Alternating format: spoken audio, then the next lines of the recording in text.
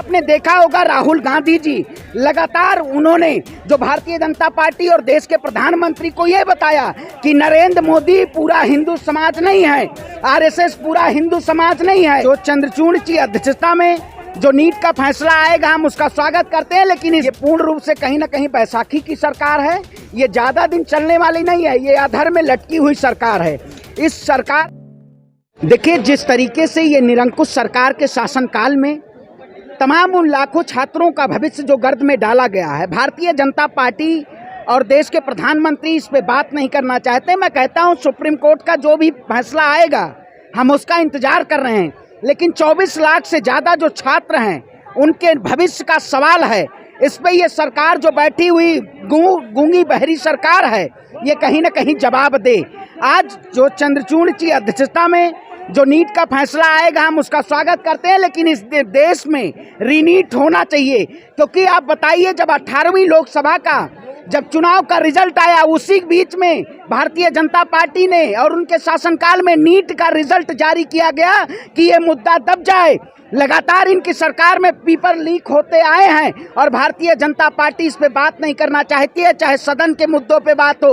देश के प्रधानमंत्री विदेश चले जाते हैं, लेकिन देश के प्रधानमंत्री देश के छात्रों के साथ मन की बात नहीं कर पाते हैं। ये कहीं ना कहीं बहुत बड़ा मुद्दा है और उस पर सरकार को कहीं ना कहीं संज्ञान लेना चाहिए, लेकिन देश के शिक्षा मंत्री इस पे बयान नहीं देते, देश के गृह मंत्री बात नहीं करना चाहते, देश के प्रधानमंत्री नहीं बात करना चाहते। ये सिर्फ और सिर्फ देश की जनता को गुमराह करना चाहते हैं। रीनीट हो और छात्रों के भविष्य का सवाल है। हम जब तक इन अनियमितताओं को सरकार के सामने रखने का काम नहीं करेंगे, हम लगातार लड़ते रहेंगे, सरकार जवाब दे इस पे। लेकिन लोग तो सर अभी जो है राहुल गांधी के बयान के चक्कर में लगे हुए हैं। नीट पे किसी का ध्यान कहाँ है? सब कह रहे हैं राहुल गांधी हिंदू विरोधी है, हिंदुओं का अपमान किए हैं। देखिए देश के प्रधानमंत्री और भारतीय जनता पार्टी का लगातार एजेंडा रहा है कि वो हिंदू मुसलमान के नाम पे ही राजनीति करे। आपने देखा होगा राहुल गांधी जी लगातार उन्होंने जो भारतीय जनता पार्टी और देश के प्रधानमंत्री को ये बताया कि नरेंद्र मोदी पूरा हिंदू समाज नहीं है, आरएसएस पूरा हिंदू समाज नहीं है, बीजेपी पूरा हिंदू समाज नहीं है। लेकिन बीजेपी का आईटी सेल पूर्ण रूप से राहुल गांधी जी की छवि को धूमिल करना चाहता है, हिंदू विरोधी छवि को प्रदर्शित करना चाहता है। लेकिन जनता ने ये ठाना है, जनता ने ये बता दिया है, जो सरकार के शासनकाल में एक नेता जो वाकई में जन जन की आवाज़ को उठा रहा है, सदन में आवाज़ को उठा रहा है, किसानों की बात, नौजवानों की बात, छात्रों की बात, युवाओं की बात। देश के प्रधानमंत्री तो रशियन से मिलने चले जा रहे हैं, लगातार दूसरी बार दौरा उनका होता है विदेश। प्रधानमंत्री कहीं ना कहीं ये देश के लोगों के साथ, देश की जनता के साथ ये कहीं ना कहीं अन्याय कर रहे हैं और उनको जवाब देना चाहिए देश के प्रधानमंत्री को। लेकिन देख रहे देशव्यापी आंदोलन हो रहा है, कांग्रेस के खिलाफ हमला किया जा रहा है कार्यालय पे। देखिए आपने देखा होगा, लेकिन राहुल गांधी जी उन हमलों से नहीं डरे। कांग्रेस पार्टी लगातार न्याय की आवाज़ उठाती आई है, लगातार इस देश में युवाओं की आवाज़ उठाती आई है। क्योंकि भारतीय जनता पार्टी, आपने देखा होगा प्रधानमंत्री जी मणिपुर गए, मणिपुर के उन लोगों के साथ प्रधानमंत्री जी ने क्या बात करने की कोशिश की जिन्होंने मणिपुर के लोग, आज देखा होगा राहुल गांधी जी मणिपुर हो या असम हो, उनके वहाँ के लोगों के साथ उन्होंने मिलने का काम किया और उनके लोगों के साथ दर्द में उनके साझा होने का काम किया। लेकिन देश के प्रधानमंत्री नहीं जाना चाहते मणिपुर, एनईटी के साथ नहीं बात करना चाहते, युवाओं के साथ नहीं बात करना चाहते, छात्रों के साथ नहीं बात करना चाहते।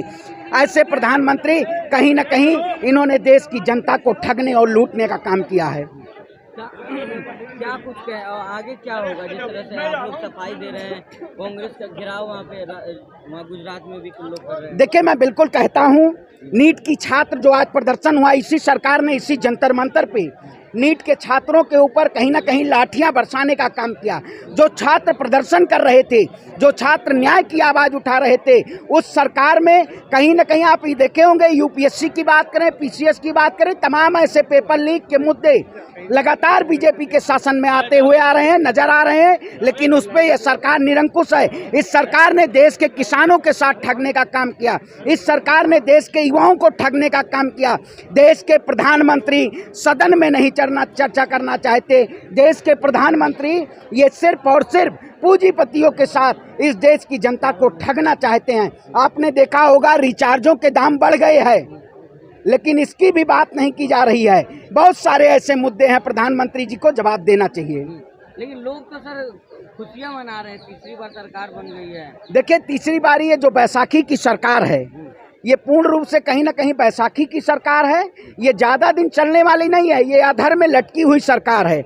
इस सरकार ने केवल और केवल देश के नेता, देश के युवाओं के साथ, देश के जवानों के साथ अन्याय करने का काम किया और लूटने का काम किया, ठगने का काम किया है। क्योंकि आपने देखा होगा तमाम लोग आज सड़क पे उतर के इस सरकार को ये बताने का काम किए कि देश का युवा आपको कहीं जाने नहीं देगा, आपसे जवाब लेके रहेगा। प्रधानमंत्री जी मन की बात करते हैं, लेकिन मन की बात में वो जवाब नहीं देना चाहते हैं। एक ऐसा नेता है जो देश में किसानों के साथ, लोको पायलट के साथ, मणिपुर के साथ, बाढ़ पीड़ितों के साथ लगातार मिल रहा है। और आज जो सुप्रीम कोर्ट का फैसला आए, इसका हम इंतजार कर रहे हैं। उसके बाद कांग्रेस पार्टी इस पूर्ण रूप से नीट के छात्रों के लिए पूरी लगातार लड़ाई लड़ रही है और लड़ने का काम करेगी। खबरों में बने रहने के लिए फोरम 4 को सब्सक्राइब करें और नोटिफिकेशन पाने के लिए बेल आइकन दबाएं।